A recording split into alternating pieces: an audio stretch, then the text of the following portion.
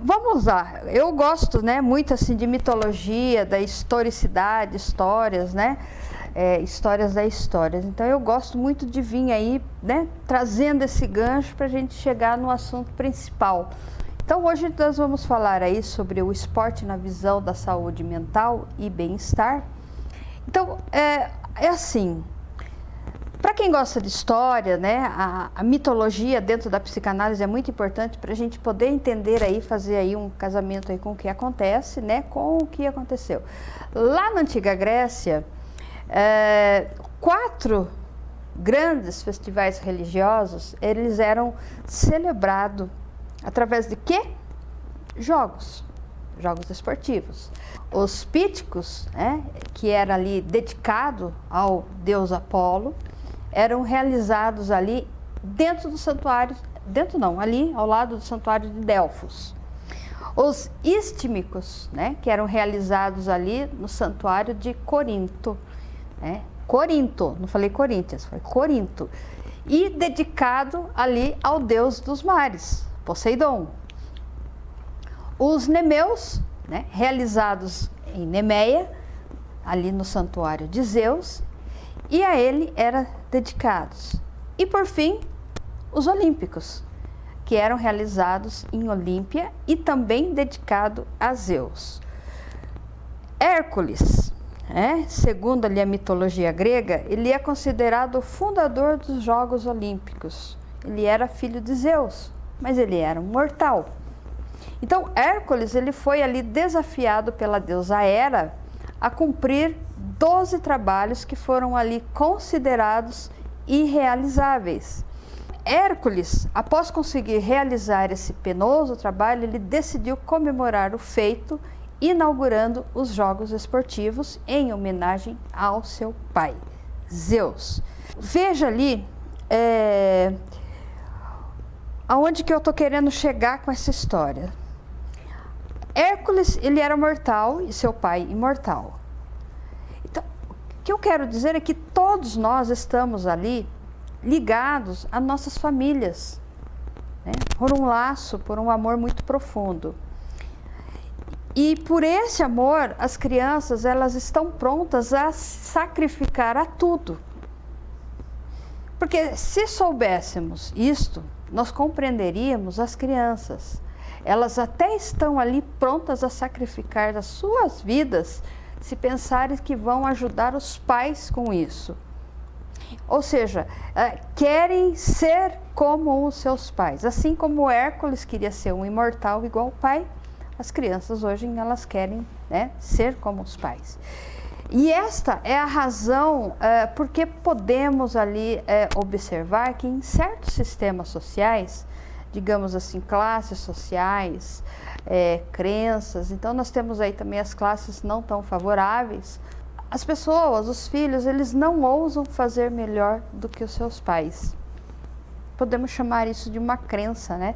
Então, podemos ver que a sociedade, ela há oportunidades. Há aqueles que frequentemente não conseguem aproveitar as oportunidades porque não se sentem ali merecedores de estar, né, um degrau acima ali dos seus pais. Mas eles só farão se eles derem a permissão, ou seja, a bênção, né, para que eles possam aí desenvolver.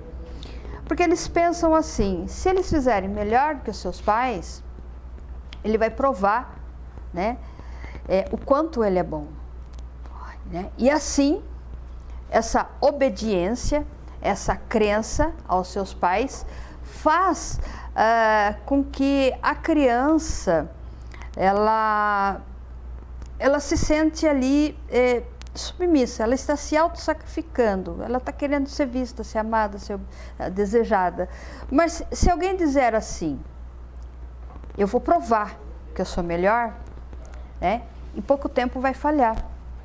Por quê? Porque a criança dentro desse adulto, ela não vai aguentar tolerar ser melhor ali que os seus pais. E se o fizer, vai ali permanecer uma coisa chamada culpa, né? A culpa, por exemplo, é uma energia destrutiva que está vinculada ao passado. ela é vivida pelo estado da criança. Somente no estado dessa criança, a pessoa ela consegue se vitimizar ali nessa culpa.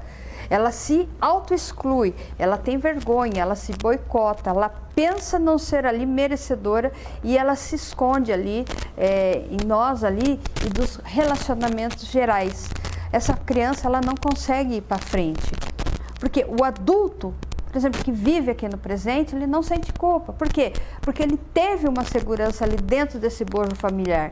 Ele não foi apenas um objeto onde foi depositado as frustrações de seus pais. Né? Porque, olha só, a mulher quando ela está grávida, né? A criança nem nasceu ainda, né? Já tem time de futebol, já tem profissão, já tem isso, já tem aquilo, entendeu? Então, o meu filho vai ser aquele jogador que eu não fui, o meu filho vai ser isso, a minha filha vai ser... Ou seja, não está dando espaço para essa criança passar pelas fases naturais. Então, ela já está trazendo ali uma culpa.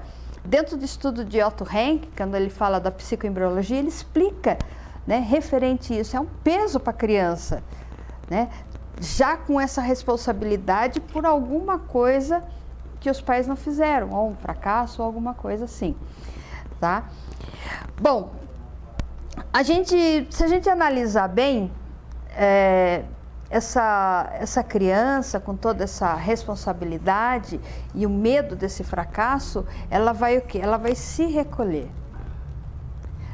Então, entendemos, né? A gente precisa ver para um outro lado ali, que entendemos que tem pais que têm uma dor e vê os seus filhos ali, por exemplo, como investimento.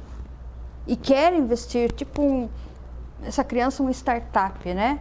Olha, minha criança, meu filho tem 3 anos, fala 4 idiomas, faz isso, faz piroleta, né? Tá ali querendo ali um resultado dos investimentos de curto prazo. E não é assim, tá fazendo a criança queimar etapas. Quantas pessoas, quantos atletas, quantos famosos nós já vimos que depois que chega lá no top cai, volta para a origem, né? Quantas pessoas a gente vê aí que as pessoas reduzem aí, ou seja, esse adulto, né? Esse adulto ele tem ali aquela ferida, porque dentro desse funcionamento inicial dessa criança, que toda criança ela fantasia, né? Toda criança com essas fantasias, ela tem, por exemplo, um amigo imaginário, ela cria, né? Ela está dentro dessa subjetividade, o qual progressivamente, através das relações objetais, ela acaba cedendo ali um lugar às emoções, aquelas emoções mais complexas, e também aos processos cognitivos, ao subjetivo. Porque dentro da fantasia, ela sente uma culpa. Essa culpa, essa sedução, esse medo, né, isso aí vai construindo processos, e se ele não tem, por exemplo, um holding, um acolhimento ali da mãe ou do pai, ele vai estar fadado a ter uma compulsão. O TOC, transtorno obsessivo compulsivo, é um hold mal elaborado, mal feito. A ansiedade, o transtorno de ansiedade generalizada, também vem lá do bojo, né? Eu tenho medo do futuro, eu não sei o que vai acontecer, o medo de aniquilação e a culpa, né? A criança sente culpa de tudo. Então a fantasia, ela está ali interrelacionada com, vamos dizer assim, com a falta dessa mãe. Podemos dizer-se aí que a criança, ali naquela idade que ela mais precisava, né, que ela suplementa ali a lógica pela vida fantasmática, na qual estão sempre presentes, tanto nos fatores biológicos quanto ambientais, o que determina ali que as fantasias, embora obedeçam a certos padrões, elas sejam ali infinitamente variáveis. A vida da fantasia é, portanto, um terreno da onde jorram ali a mente e a personalidade individual. Ela constitui ali no modelo de um aparelho psíquico, que supõe ali uma relação objetal desde o início da vida, a partir das relações com os objetos primários. Quais são os objetos primários de uma criança? Por exemplo, uma chupeta, um cobertor, um ursinho. Então, isso daí a gente chama também de objeto transicional, que depois a criança, como ela está muito ali dentro da subjetividade, ela vai se inclinar, vamos, por exemplo, para um esporte.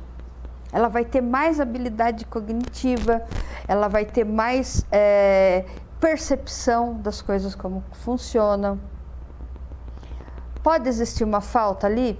Pode existir, lógico, mas também quando ela está muito bem elaborada, aquilo acaba se tornando algo prazeroso.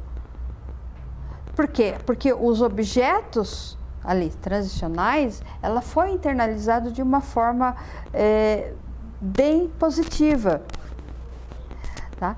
Então, esse tema de relações objetais, ele recebeu ali uma contribuição de vários autores, embora seja frequentemente ali utilizado para descrever uma abordagem que foi desenvolvida primeiramente ali por Melanie Klein, né? Essas primeiras relações objetais, né?